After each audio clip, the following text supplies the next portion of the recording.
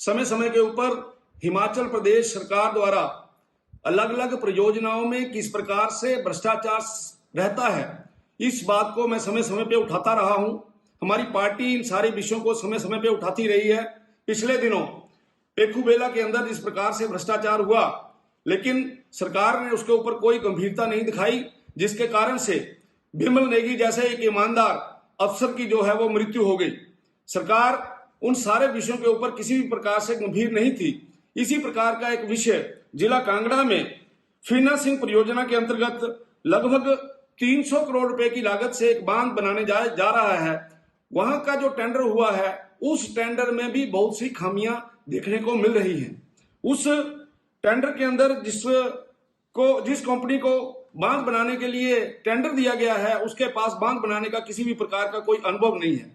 और उसके साथ साथ विभाग ने जानबूझकर उस टेंडर से ज्वाइंट वेंचर की शर्त हटा दी है, जिसके कारण से कंपटीशन जो होना था वो पूर्ण रूप से समाप्त हो गया है और एक मनपसंद कंपनी को लाभ देने की जो बात सामने नजर आ रही है। यह फैसला संविधान में उल्लेखित समान अवसर और निष्पक्ष प्रतिस्पर्धा की जो मूल भावना है, उसका खुला उल्लंघन है। यह टेंडर जनरल फाइनेंशियल रूल्स का उल्लंघन है, जो जनधन के उपयोग में पारदर्शिता और निष्पक्षता सुनिश्चित करते हैं।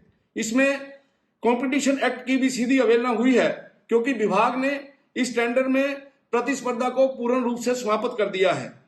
सूचना तो यह भी है कि कुछ वरिष्ठ अधिकारियों पर इस टेंडर को लेकर दबाव बनाया गया, लेकिन मैं ये बताना चाहता हूं कि अगर इस विषय के ऊपर विभाग ने किसी प्रकार का कोई कदम नहीं उठाया तो हम जल शक्ति मंत्रालय, भारत सरकार, सेंट्रल विजिलेंस कमीशन और अन्य संस्थाओं के समक्ष इस बात को उठाएंगे और दोषियों को बख्शा नहीं जाएगा।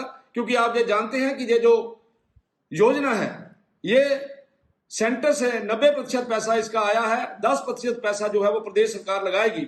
और मैं ये कहता हूं कि बिना अनुभव वाली कंपनी को ये काम देना सीधे सीधे लाखों लोगों की जान, जल संपदा और जनता के पैसे के साथ खिलवाड़ है।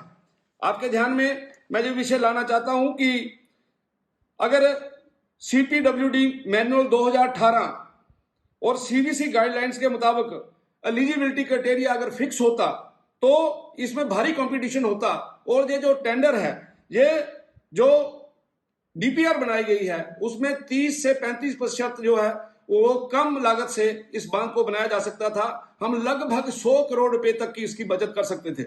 इसलिए इस पूरे मामले में मेरा निवेदन है कि प्रदेश सरकार इसकी गंभीरता को समझे और इसकी ठीक तरीके से जांच करे, ताकि दूध का दूध और पानी का पानी हो सके। हमसे जुड़े रहने के लिए हमारे YouTube चैनल को सब्सक्राइब करें और नई वीडियो की नोटिफिकेशन के लिए बेल आइकॉन को दबाएं। अगर आप ये वीडियो Facebook पर देख रहे हैं तो लाइक जरूर करें और ज्यादा से ज्यादा शेयर करें। इसी तरह के और भी अपडेट्स के लिए फॉलो करें हमारा Instagram पेज himachal.ke।